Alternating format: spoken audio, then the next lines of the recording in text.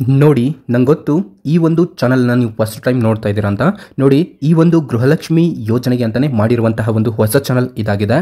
ನಿಮಗೆ ಗೃಹಲಕ್ಷ್ಮಿ ಯೋಜನೆ ಹಾಗೂ ಕರ್ನಾಟಕದಲ್ಲಿ ಇರುವಂತಹ ಕೇಂದ್ರ ಸರ್ಕಾರ ಹಾಗೂ ರಾಜ್ಯ ಸರ್ಕಾರದ ಯೋಜನೆಗಳ ಬಗ್ಗೆ ನಾವು ನಿಮಗೆ ಈ ಒಂದು ಚಾನಲ್ನಲ್ಲಿ ಮಾಹಿತಿಯನ್ನು ಕೊಡ್ತೇವೆ.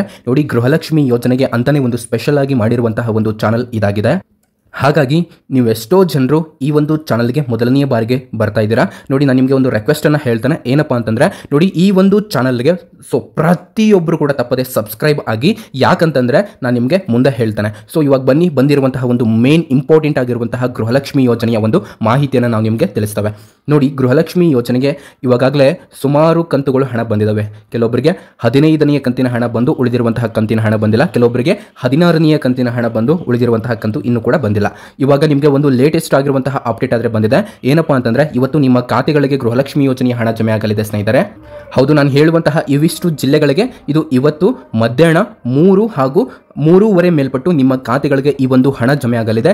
ಯಾವ ಜಿಲ್ಲೆಗಳಿಗೆ ಜಮೆ ಆಗಲಿದೆ ಅಂತ ನಾನು ನಿಮಗೆ ತಿಳಿಸಿ ಕೊಟ್ಬಿಡ್ತೇನೆ. ಬನ್ನಿ ಸ್ನೇಹಿತರೆ. ನೋಡಿ, ಮೊದಲನೆಯದಾಗಿ ಬೆಂಗಳೂರು ಜಿಲ್ಲೆಗೆ ಬರ್ತಾ ಇದೆ, ಹಾಗೂ ಬಾಗಲಕೋಟೆ ಜಿಲ್ಲೆಗೆ ಬರ್ತಾ ಇದೆ, ಮತ್ತು ಬೆಳಗಾವಿ ಜಿಲ್ಲೆಗೆ ಬರ್ತಾ ಇದೆ, ವಿಜಯಪುರ ಜಿಲ್ಲೆಗೆ ಬರ್ತಾ ಇದೆ, ಧಾರವಾಡ ಜಿಲ್ಲೆಗೆ ಬರ್ತಾ ಇದೆ, ಗದಗ ಜಿಲ್ಲೆಗೆ ಬರ್ತಾ ಇದೆ, ಹಾವೇರಿ ಜಿಲ್ಲೆಗೆ ಬರ್ತಾ ಇದೆ, ಮತ್ತು ಹಾಸನ ಜಿಲ್ಲೆಗೂ ಕೂಡ ಬರ್ತಾ ಇದೆ. ಮೊದಲನೆಯ ಹಂತದಲ್ಲಿ ಇವಿಷ್ಟು ಜಿಲ್ಲೆಗಳಿಗೆ ನಿಮಗೆ ಗೃಹಲಕ್ಷ್ಮಿ ಯೋಜನೆಯ ಹಣ ಬಂದು ನಿಮ್ಮ ಖಾತೆಗಳಿಗೆ ಜಮೆ ಆಗಲಿದೆ ಸ್ನೇಹಿತರೆ. ಇವತ್ತಿನಿಂದನೇ ನಿಮಗೆ ಅಂತಂದ್ರೆ ಇವತ್ತು ಸಂಜೆ 3:15 ಮೇಲ್ಪಟ್ಟು ಅಥವಾ 4 ಗಂಟೆ ಮೇಲ್ಪಟ್ಟಾದರೂ ನಿಮಗೆ ಈ ಹಣ ಬರುವಂತಹ ಸಾಧ್ಯತೆ ತುಂಬಾನೇ ಇದೆ.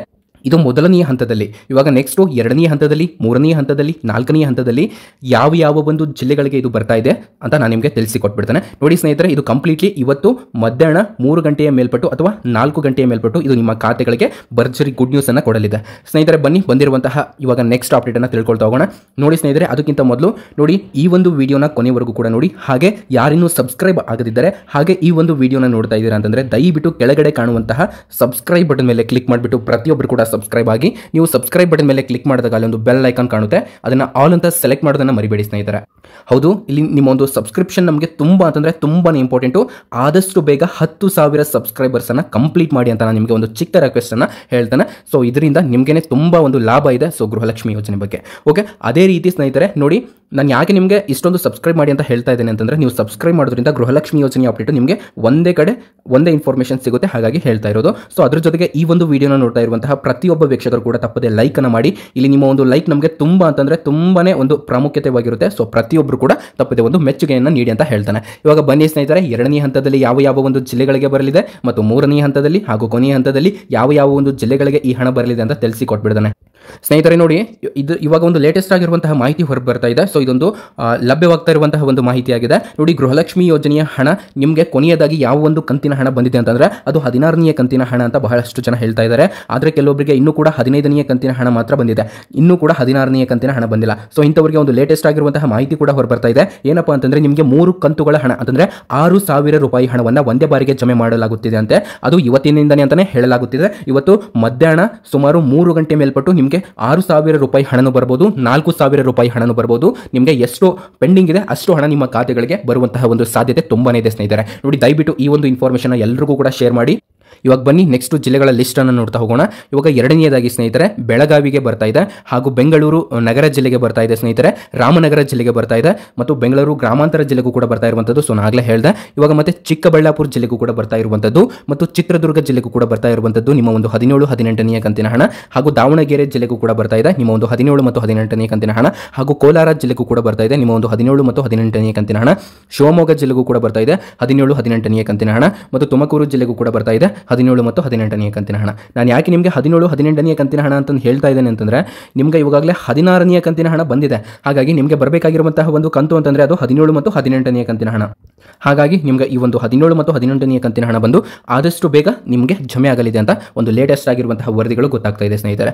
ಹಾಗೆ ಇನ್ನೊಂದು ಏನಪ್ಪಾ ಒಂದು ಲೇಟೆಸ್ಟ್ ಆಗಿರುವಂತಹ ಮಾಹಿತಿ ಅಂತಂದ್ರೆ, ಇವಾಗ ಗೃಹಲಕ್ಷ್ಮಿ ಯೋಜನೆಯ ಹಣ ಅಂತಂದ್ರೆ ಕೊನೆಯ ಒಂದು ಕಂತಿನ ಹಣ ಯಾವುದು ಬಂತು ಅಂತ ನೀವು ಕೆಳಗಡೆ ನಮಗೆ ತಿಳಿಸಿ ಕಾಮೆಂಟ್ ಮುಖಾಂತರ ನೀವು ನಮಗೆ ತಿಳಿಸಬಹುದಾಗಿರುತ್ತೆ.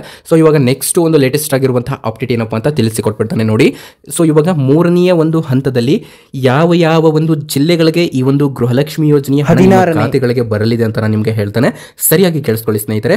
ಹಾಗೆ ಈ ಒಂದು ವಿಡಿಯೋಕ್ಕೆ ತಪ್ಪದೆ ಲೈಕ್ ಅನ್ನ ಮಾಡಿ, ಮತ್ತೆ ಕೊನೆಯವರೆಗೂ ಕೂಡ ನೋಡಿ. ಇವಾಗ ನೆಕ್ಸ್ಟು ಈ ಒಂದು ಮೂರನೇ ಹಂತದಲ್ಲಿ ನಿಮಗೆ ಇವಾಗ ನಾನು ಹೇಳುವಂತಹ ಇವಿಷ್ಟು ಜಿಲ್ಲೆಗಳಿಗೆ ಬರಲಿದೆ ಸ್ನೇಹಿತರೆ. ಅವು ಯಾವ ಯಾವ ಒಂದು ಜಿಲ್ಲೆಗಳು ಅಂತ ನೋಡೋದಾದರೆ ಸ್ನೇಹಿತರೆ, ಮೂರನೆಯ ಹಂತದಲ್ಲಿ ನಿಮಗೆ ಕಲಬುರಗಿ ಸ್ನೇಹಿತರೆ, ಗುಲ್ಬರ್ಗ ಅಂತಲೂ ಹೇಳ್ಬೋದು, ಕಲಬುರಗಿ ಜಿಲ್ಲೆಗೆ ಬರ್ತಾ ಇದೆ. ಸೊ ಅದು ಕೂಡ ಇವತ್ತೇ ಬರುತ್ತೆ. ಮತ್ತು ಬಳ್ಳಾರಿ ಜಿಲ್ಲೆಗೂ ಕೂಡ ಬರುತ್ತೆ ಸ್ನೇಹಿತರೆ, ಹಾಗೂ ಬೀದರ್ ಜಿಲ್ಲೆಗೂ ಕೂಡ ಇದು ಇವತ್ತೇ ಬರಲಿದೆ. ಮತ್ತು ಕಲಬುರಗಿ ಜಿಲ್ಲೆಗೂ ಕೂಡ ಇವತ್ತೇ ಬರಲಿದೆ ಸ್ನೇಹಿತರೆ. ಕೊಪ್ಪಳ ಜಿಲ್ಲೆಗೂ ಕೂಡ ಇವತ್ತೇ ಬರಲಿದೆ. ಮತ್ತು ರಾಯಚೂರು ಜಿಲ್ಲೆಗೂ ಕೂಡ ಇವತ್ತೇ ಬರಲಿದೆ.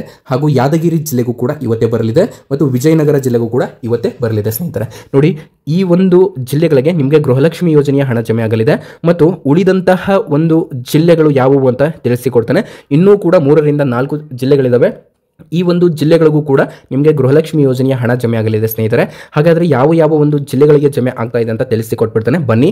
ಸೊ ಇವಾಗ ಒಂದು ಸಿದ್ದರಾಮಯ್ಯನವ್ರ ಕಡೆಯಿಂದ ಒಂದು ಲೇಟೆಸ್ಟ್ ಆಗಿರುವಂತಹ ಅಪ್ಡೇಟ್ ಬಂದಿದೆ, ಅದು ಕೂಡ ತಿಳ್ಕೊಳ್ತಾ ಹೋಗೋಣ. ಅದು ಗೃಹಲಕ್ಷ್ಮಿ ಯೋಜನೆಯ ಹಣ ಪಡಿತಾ ಇದ್ದಂತಹ ಮಹಿಳೆಯರಿಗೆ ಏನಪ್ಪಾ ಅಂತಂದರೆ, ಈ ಒಂದು ಮಹಿಳಾ ಮತ್ತು ಮಕ್ಕಳ ಕಲ್ಯಾಣ ಇಲಾಖೆಯ ಒಂದು ಏನು ಇಲಾಖೆ ಇದೆ ಅಲ್ವಾ, ಸೊ ಈ ಒಂದು ಇಲಾಖೆಗೆ ಸುಮಾರು 1,00,000 ಕೋಟಿಯನ್ನು ಇವರು ಬಿಡುಗಡೆ ಮಾಡಿದ್ದಾರೆ ಅಂತ ಬಹಳಷ್ಟು ಮಂದಿ ಹೇಳ್ತಾ ಇದ್ರು.